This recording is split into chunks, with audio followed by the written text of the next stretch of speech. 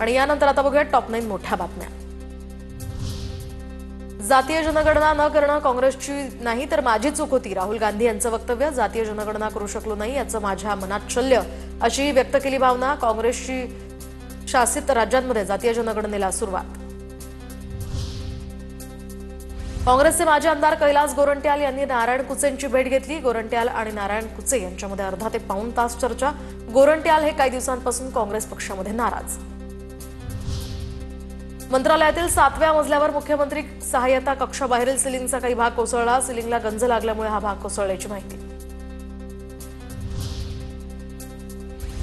राज्यात 5,500 प्राध्यापक आणि 2,900 कर्मचारी भरतीला मंजुरी। उच्च आणि तंत्रशिक्षण मंत्री चंद्रकांत पाटलांची माहिती।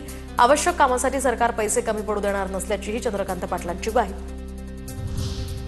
राहुल नार्वेकरांकडून गणेशोत्सवानिमित्त मेट्रोच्या कामाची पाहणी। मूर्तीचं आगमन आणि विसर्जनामध्ये अडथळा येऊ नये यासंदर्भात घेतला आढावा।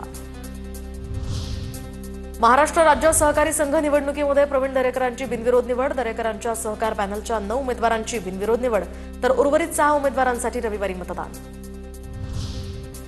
कृष्णा खोऱ्यातील कामांचे 1,300 कोटी रुपये रखडले। निधी 4 महिन्यांपासून रखडला। उर्वरित कामांसाठी अधिकाऱ्यांसमोर आता नवा पेच।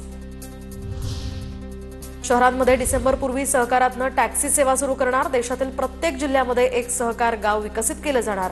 केंद्रीय मंत्री अमित शहांचा मोठा निर्णय।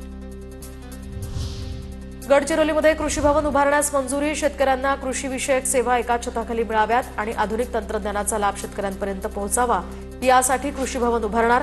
कृषी मंत्री माणिकराव कोकाटेंची माहिती।